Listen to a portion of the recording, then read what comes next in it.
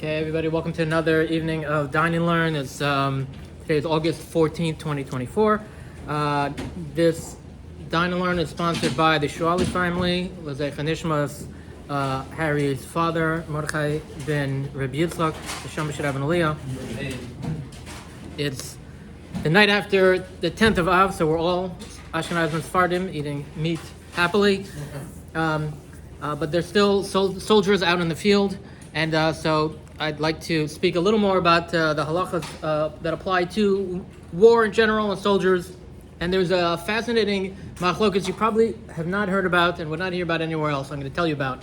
So a Kohen, as you know, has various privileges, but it also comes with more obligations. And I'm not a Kohen, but I often wonder, would a Kohen prefer to have been born in Yisrael? Because nowadays, the privileges are not so great, but the obligations are many. So this Shiloh came up in 1916. The British government asked the chief rabbi whether Kohanim are allowed to be drafted. It was World War I. They had a draft going on. They needed soldiers. They drafted everybody, Jews, Christians, everyone there. And some Jews had claimed that we are Kohanim. Kohanim are priests. Priests are clergy. If you're Christian, you hear the word priest, you think, oh, the clergy. So we should get a clergy exemption from the army, from the draft. So they asked the chief rabbi at the time, is this legitimate? Chief rabbi at the time was Rabbi... What war was this? World War I, 1916. So the chief rabbi at the time was Rabbi Joseph Hertz, who's famous, at least in America, mainly for his Hertz Chumash. I grew up with the Hertz Chumash. But he was the chief rabbi. The chief rabbi, they asked him, what should we do with these Jewish priests? So as a complete aside, totally irrelevant. But I used to have this boss, manager, and she would curse like a sailor. But she felt bad around me. Look, I look religious. She knew I was a rabbi, so she felt bad about it. But she couldn't stop herself.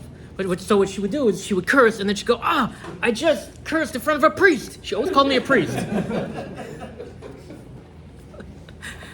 So that's the chief rabbi heard.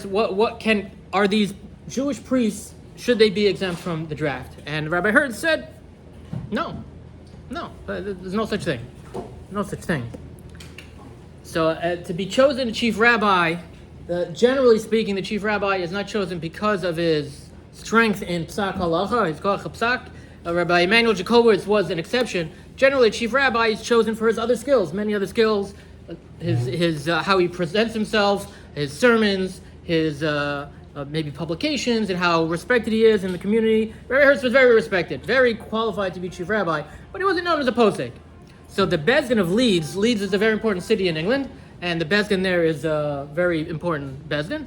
They issued it's very unusual, but they issued a psak against the chief rabbi, saying, no, he's wrong. Kohanim are exempt from the army, and they said, look, he's a chief rabbi, he shouldn't be poskening such matters. If you have questions, come to us.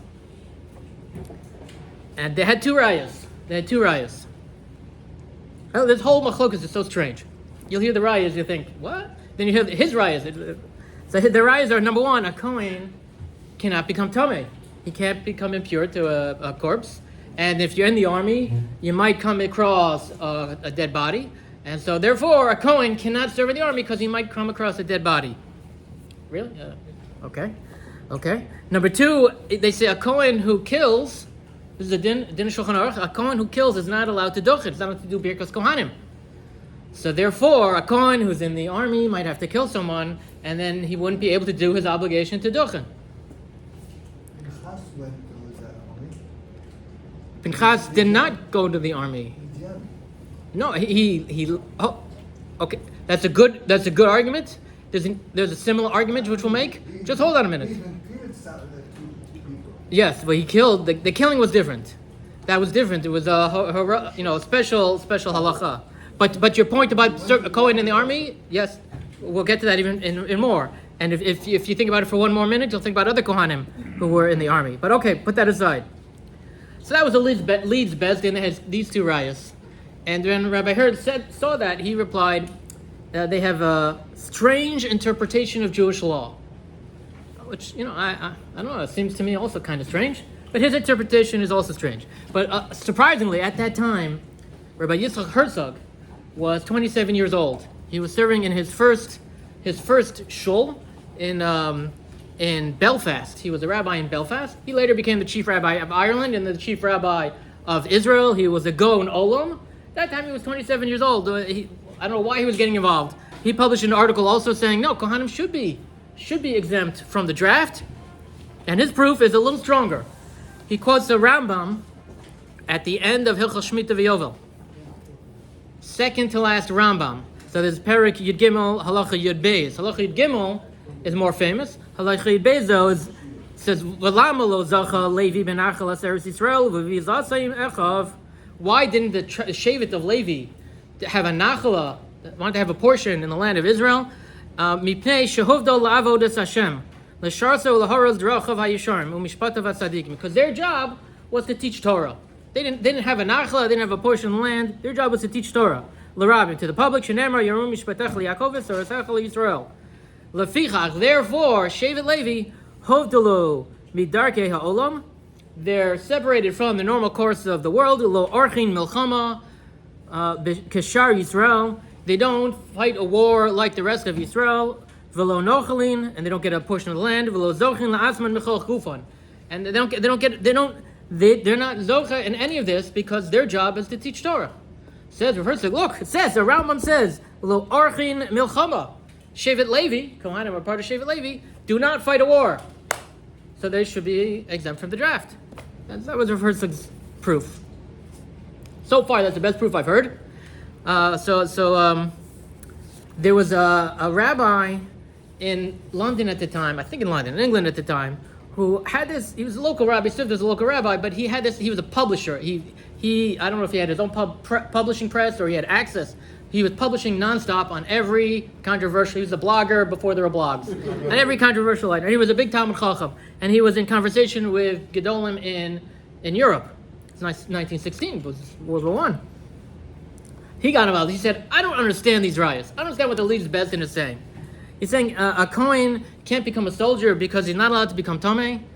A soldier has to kill.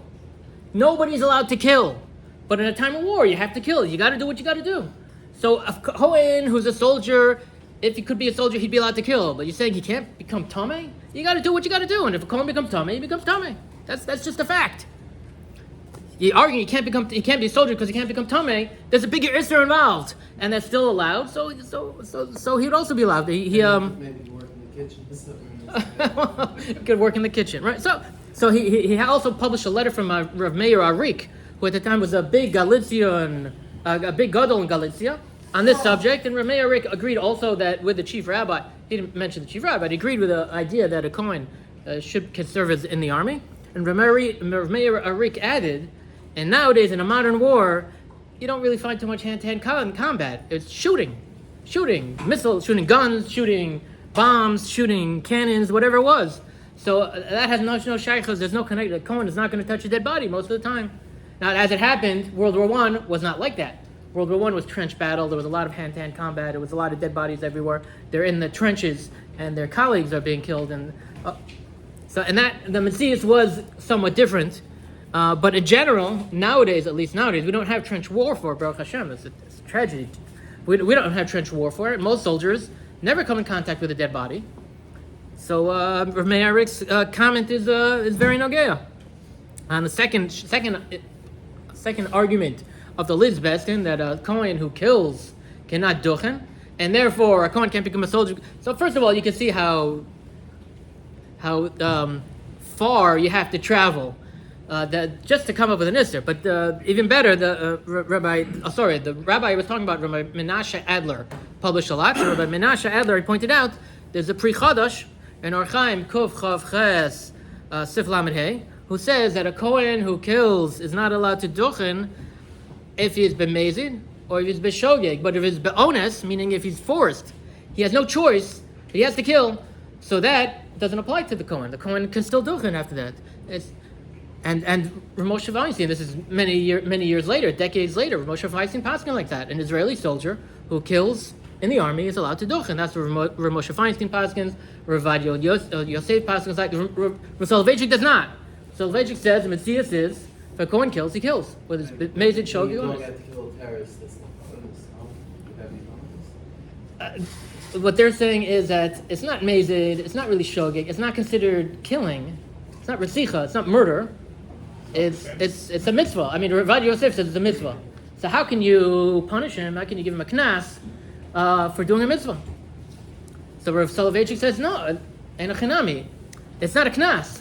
It's a Messias. Messias is if your hands are full of blood, just like David HaMelech couldn't build a Beis Mikdash because his hands were full of blood. David HaMelech was doing a mitzvah. So that's what Rav Soloveitchik telling us. But so Liz Bezdin, okay, so in the future they paskin like Rav Soloveitchik. But the chief rabbi Hertz is passing like Rav Moshe Feinstein, like Rav Avad Yosef. It's not so schwer. It's not so schwer. 1948, the summer of 1948. So you know what happened in May of 1948. So the state of Israel was declared, and war immediately happened. In the summer of 1948, Rav Ben Sir Meir Chai Uziel, the Sephardic chief rabbi of Israel at the time, published an article on this subject of whether Kohanim should serve in the army. And he argued they should. They're obligated, not only should, they're obligated to join the IDF. And so he quotes the Rambam that Rav Herzog had quoted. Probably didn't know that Rav Herzog quoted it. Rav Herzog, by the way, was also the chief rabbi at the time. And you hear a peep from him that Kohanim should not serve in the army. You could be Michal, you could say British army is different than the Israeli army. Rav Herzog didn't get involved in this. He had other things on his shoulders. But Rav Uziel argued that the Rambam, if you read the Rambam carefully, the Rambam only says he's talking about the Nachalas in Eretz Yisrael. And he's saying the Rambam is only saying that the Levim did not fight to conquer Eretz Yisrael and divided it into Nachalas.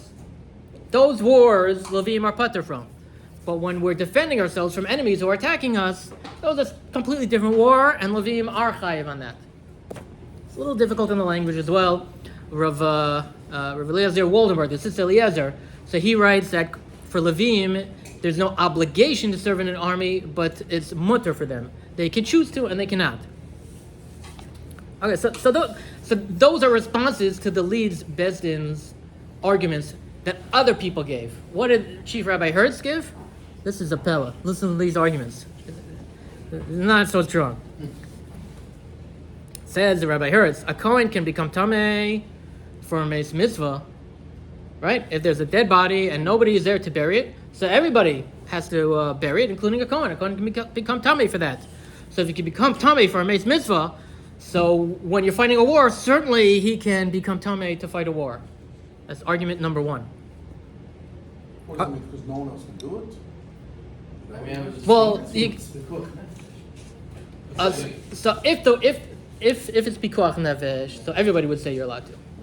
Here it's like sort of like a level lower than pikuach nefesh. Someone has to fight, otherwise it's pikuach nefesh. So maybe it could be someone else. It's really a very the response to that. Rabbi Adler himself said, this makes no logical sense whatsoever. There's no connection. There's no kavachomer. There's no connection. They're two completely different halachas. I don't understand the argument. What happens if a kohen presses a button to make a bomb? Is he considered killed? If he presses a button to make a bomb come, Oh, so that's a good question. Is he able to still make britkas? Is he allowed to make britkas? So if a kohen launches a missile, or if he's flying a fighter plane or a drone, or if he's sitting in Arizona, flying a drone somewhere, so l'chor, if he pushes a button and somebody dies because of that, that's killing. That's anybody. You could look if it was not mutter, if it was aser, he could be chayiv misik for that.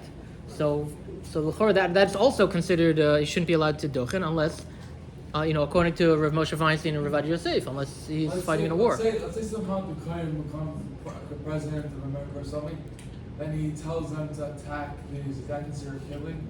Tells the army to attack this or to. Oh, okay. So hold on one minute. That's a very good question.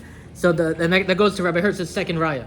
His second raya, Rabbi Shiloni, is that who were Kohanim? The Chashmonaim were Kohanim, and they fought the Greeks. So we see Kohanim can serve in the army. But the response to that, Rabbi Adler says, who says they were on the front lines? They were the generals. You could argue they were the generals, and maybe not every general is on the front lines. In the Israeli army, usually you see officers at the front. They're leading but still you have to have generals sitting in the bunker somewhere making the plans, coordinating everything. Then maybe that's what the Chashmonaim were. Maybe that's what Pinchas was. Maybe Pinchas was sitting with strategizing and sending soldiers. You go there, you go around, you trap them there, and somebody has to do that. Yeah, not what he saw in the coloring books. That's not in the coloring books. I agree. So his third raya is Yerushalmi Nazir. Perek Zayin Halacha Aleph says that Rabbi Khilah was a Kohen, and he would become Tameh to greet the king. There's also Gemara and Bracha similar to that. He would become Tameh, a Nazir, a Kohen would become Tameh to greet the king. So says Rabbi Hertz, serving in the king's army should be similar, and a Kohen should be able to become Tameh also. L'kavod HaMelech, to serve in his army. So what does it mean? He became coming to meet the king? Right, so in order to get to the king, Right. he had to pass by A cemetery. Tamar, and he became Tameh. How's somebody allowed to go in the army? Isn't it Ishmar Temes? I should say that. So that's a separate question. That is actually a very good question. There's a Minchas Chinuch who says Pikuach Nefesh doesn't apply in the in a war, because otherwise how could you fight a war? Nobody should. So, but that's a separate question. There are other ways to understand that, but it's a very good question for a different discussion. So Rabbi Adler says no, but the Gemara Nazir, the Yerushalmi Nazir says that Rabbi Khilah would become Tameh Midirabanan. He wouldn't do any Deraisa Tuma, only Derabanan Tuma. So it has no shaykhos whatsoever to the case of a soldier, where we're talking about literally corpse, and that's Deraisa.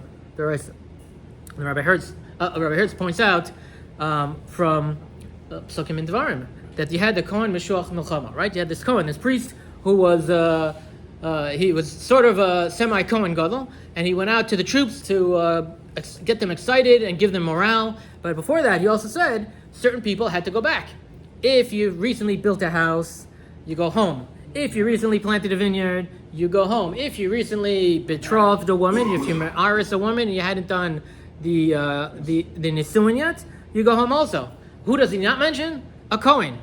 So says Rabbi Hertz. Oh, so you see, a Kohen is not exempt. The 3 exemptions, that's it. No, it doesn't mention Kohen, so Kohen's not exempt. And Rabbi Adler, I think Rabbi Adler says, yeah, well, why would the Kohen wouldn't go there in the first place? So okay, so this Levim, yeah, right? Well, Levim might be different, might not be. That's a separate issue. That goes to the Rambam that we discussed. Levim might be exempt, but Kohanim are even more so. But there are better arguments for Uziel. Quotes the Gemara in Kedushin Chafal of Amud Beis. The Gemara in Kedushin Chafal of Amud Beis says Ibai Lahu Kohen Mahu B'Yifas Torah. Is a Kohen allowed to marry a Yifas Torah, right? A captive woman, a soldier, I guess a taiva for this woman on the other side, and he takes her and he marries her. Machlok is exactly how that goes on. So it says the Gemara, Chidushu lo shna Kohen v'lo shna Yisrael. Right? Normally it's Aser, so it's a Chidush of the Torah, so it applies to everybody. Even a Kohen is allowed to do that. Oh, Dilma Shani Kohanim. Ho v'riba behen mitzvos yisraelis. No, because Kohanim have extra mitzvos, they have extra kedusha. They're not allowed to do that. That's just for Yisrael. So the answer is in the Gemara, Rav Amar Mutter, Shmuel Amar Aser. It's a machlokes. That's Rav Uziel. What is a Kohen doing with a Yifas Torah? Only soldiers are allowed to have a Yifas Torah. So the fact that there's even a question means the Gemara is assuming that Kohanim could be soldiers. Raya, Rav Uziel's, one of Rav Uziel's rayas. Another. It's a Mishnah, Mamash Mishnah Sota, Mem Gimel Amud Aleph. So the people who go back, so if Jewish army, not British. These people who are Choser are in the Jewish army, correct. But you see from here that Tumah is not an issue, and killing is not an issue if they're allowed to serve in a Jewish army. So the Mishnah talks about which marriages.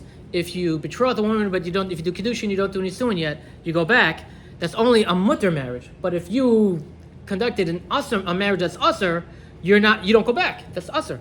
You still have to go to fight. And the examples, among the examples, says the Mishnah, Elu shein chozri, that do not go back. An almana lakohen gadol, grusha v'chalutza lakohen hedget. Right? So a regular kohen is not allowed to marry someone who's divorced or who did chalisa. And a kohen gadol is even stricter. He's not even allowed to marry a widow. So any of them who did that kind of marriage would not go back from the milchama. So says Rav Uziel, obviously a kohen would go to war, otherwise you wouldn't have that exception that a kohen to a grusha chalutza. So it seems historically Rav Uziel's opinion won, and this is really Chief Rabbi Hertz's opinion won the day. I don't think the Israeli army has a kohen exemption. Okay, fine, a kohen who's learning in yeshiva in Panovich would be exempt no matter what. But I don't think that may not be in so much. For now, at least count the days so far. But I'm not aware of this general Kohen exemption throughout the. Even if you claim it, sometimes they have exemptions that if you claim, you can take it. I looked on the website. I looked on the IDF website. I didn't see any such exemption. So l'chora, and honestly, when we hear such things of a claim, it's a little far fetched. We've never heard of such a thing. So okay, sugya 1. So let's go on to another sugya, shorter issue. So it's left with the machalokas then? I mean, how is this ultimately? I think the conclusion is Kohanim serve in the army. Why is it Thomas Mace? Because the argument is they're allowed to kill. Sometimes you have to do what you got to do to putting defend. themselves in the situation. If they want to go, because they're putting themselves in the situation. Yeah, but I think war is an exceptional case where you have to do things that you wouldn't otherwise do, and that includes. And a Kohen does not have to become tamei. Probably will not. Most people serve in the army don't kill anyone and don't come near a dead body. And the truth is, the Israeli army, you don't have to be on the front lines. They have human resources. They have logistics. They have lots of people doing lots of things in the army. Not everyone actually picks up a gun. This is milchemet mitzvah. There's no question about it. It's milchemet mitzvah to defend the country, to defend your family. It's defending everybody. They're defending everybody. It's certainly a mitzvah, Milchemet mitzvah, everybody. but not every mitzvah overrides the tumah of Kohanim. Only certain mitzvot. But the general consensus seems to be that it overrides here, this war, serving in the army, probably Melchemes Rishus and Melchemes Mitzvah, even though we don't have Melchemes Rishus nowadays. If we would, probably it would also override. But there's no reason a Kohen can't serve in the IT department or be a mechanic. IT. The computers. Someone's got to do the computers for the army. Informational technology. Yes. Someone's got to fix the motors, the engines. Fix the my niece when she was in the Israeli army. She fixed the sights, the visions, the lenses. She didn't see any combat. Was not a combat soldier. Okay, so there's a Gemara in Shabbos Kuf Yud Tesam Aleph. Rabbi Chanina Miataf Vekai. He would wrap himself. Apanya Demale Shabbasa at nightfall on Erev Shabbos. Amar Bo v'neitzei likras Shabbos Amalka. He said, let's go out when he's wearing his nice clothing that he put on and greet the Shabbos queen. Rabbi Yanai Lovish Mane Malu. Rabbi Yanai would wear very nice clothes, his nice clothes, and he would cover himself. V'amar Boi Kala Boi Kala. He would say, Boi Kala Boi Kala. This is where the language actually comes from, this Gemara. But we also see that there's an Inyan of wearing nice clothes on Shabbos. And Kuf Yud Gimel Amud Beis learns from Rus. Because Rus, it says, V'rachatz v'sacht v'sam simlo saich. She's supposed to wash, and she's supposed to anoint herself, put on the lotions, and put on her simlo saich. The Gemara says, what does it mean, simlo saich? Amar Rabbi Lazar, Elu begadim shel Shabbos. She put on her Shabbos clothes. It was a very important occasion. She put on her Shabbos clothes. She's supposed to have special clothing for Shabbos. We all know this. Not a secret. And based on this, the Shulchan Aruch paskins that you should strive to have. You should have nice special clothing for Shabbos. And if you can't, Shulchan Aruch says, at least make sure your regular clothes look nice. Wear clean clothes. If you don't have Shabbos clothes, wear clean clothes. So what if you're in the army? You have to wear your uniform. You can't put on your suit and your shtreimel. So what are you supposed to do on Shabbos? So obviously, if you're in combat, right? You know, your military tasks take precedence. You gotta do your mission first, whether it's combat or mission or reconnaissance or whatever you're doing. Your mission comes first. Even just guard duty comes first. But most people, most of the time, have options about what to wear on Shabbos. So what are they supposed to wear? So there are two types. Generally speaking, there are two types of uniforms in the Israeli army. There's Madei Aleph and Madei Beis. Madei Aleph are their nice uniforms, and Madei Beis, that's their work and combat uniforms. And if you're in the Miluim, you only have Madei Beis uniforms, the second tier. That's reserves. So after you finish your let's say 2 to 3 year actual duty tour of combat, these, generally speaking, they stay in reserves for sometimes up to the age of 40, and they have to come back once a month or 1 month every year to serve in the reserves. And the reserves, they don't have the Madei Aleph, they only have Madei Beis. And some people, special people, have dress uniforms for fancy occasions. That's not the regular people. Most people only have Madei Aleph, Madei Beis. So what do you wear on Shabbos? So there's a sefer, I didn't bring to me, Hilchot Sava by Rav Zachariah Shlomo. I recently saw in a newspaper article, he gets thousands of shilas every week now that there's a war going on. He has a special cell phone that's constantly buzzing from soldiers in Gaza and elsewhere. So he writes in a sefer that you should wear your Madei Aleph uniforms on Shabbos. You're better quality. Well, that's not always possible. Sometimes you actually have to work on Shabbos, and there are tasks to be done. They're all green. That's not actually not entirely true. The Madei Aleph have you see pictures. Sometimes they look a little different. The berets are different, and the dress uniforms are sometimes they're blue, depending on whether you're the Air Force or the. I'm speaking like I know what I'm talking about. I saw a few pictures. I looked at a few pictures. I could be completely wrong, but. So Rav Shlomo Aviner, he says, look, if you have work to do, let's say you're a mechanic, you have to fix some Jeeps, they have to be operational. The Army needs operational Jeeps, operational tanks. You can't wear your nice clothing when you're working on the Jeep. So wear your Madei Beis when you're working, and when you're not working, change into your Madei Aleph. And he said that's in theory. In practice, it's really, really difficult to constantly change in and out of your uniforms one to the other.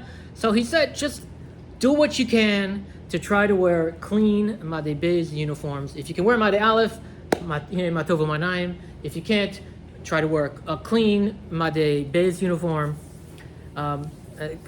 If you can't but for davening, he says, if you have permission to go to davening, and usually if you're on a base, you're allowed to, and even if you're out in the field, you can daven. So for davening, put on your whatever the nicest thing you have.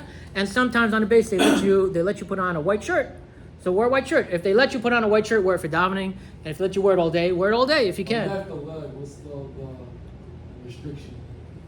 Your commanding officer. It's all up to the commanding officer. Why does he make all the restrictions? That's life. That's life. You're asking very good questions, but we don't ask such questions. As a soldier, you do what you got to do. So there's so I got that, by the way. There's a sefer called Hilchot Madei Tzahal, which is a sefer just on the halachas of army uniforms, IDF uniforms, by Rav Shlomo Aviner and his editor, Rav Mordechai Tzion. Really interesting. So in the recent decades maybe, but growing a lot in the recent years, the Israeli police force is becoming more and more from people are joining the Israeli police, which raises a lot of shilos. And there's actually a rabbinate. In America, we call them chaplains, police chaplains. There's a rabbanut for the police force in Israel, and they just published their first sefer, actually journal, called Tifkadati Shomrim. Very hard to get. I got it because through Igad HaRabbanim, I know one of the biggest police chaplains in America who has connections to Israel. So he went to Israel, he got a copy, then he came and kept talking about it. I said, let me have a copy. So he gave me his copy, he said, I'll get another one when I go to Israel. Meanwhile, people in Israel are telling me they can't get a copy. How do I get a copy? So who you know. So there's an article here by the editor, Rav Reuven Camille. I believe that's his name, and he wrote the article, maybe I'm mistaken. The same question comes up. What should a police officer wear on Shabbos? If you're off, If you're off duty on Shabbos, so of course you wear your normal Shabbos clothes. If you're on duty, you got to wear the uniform. So what do you do for Shabbos? So they say Rav Yitzchak Zilberstein was asked a shaila about doctors who have in the hospital, they're on call or whatever it is, they're on duty in the hospital on Shabbos. What should they wear? They have to wear a white lab coat. So he quotes, Rav Zilberstein quotes a Ben Yehoyada, which is a Ben Ishchai, his Perushan Gemara, who says even someone whose Shabbos clothes are the same as his weekday clothes should change for Shabbos. It could be exactly the same clothes, but you should put on new clothing for Shabbos. And therefore, Reb Zilberstein said a doctor should put on a clean white coat for Shabbos. There's no fancy white coats that they can wear, so at least wear a clean white coat for Shabbos. So therefore, in the Sefer, they said a police officer also should put on a clean uniform for Shabbos. So based on this, I think he would say, that soldier, if he's stuck and he can't put on the nicest coat, anything at the very least, he should put on a clean uniform for Shabbos. Of course, if he's in the field and he doesn't have clean, you could be all dirty for whatever. You do what you got to do. If you can't do it, you can't do it. But the ideal should be you should try at least, the very least, to put on a clean uniform for Shabbos. And the chus of their fighting and their keeping mitzvot, we should see a shmira and see a Yeshua very, very soon.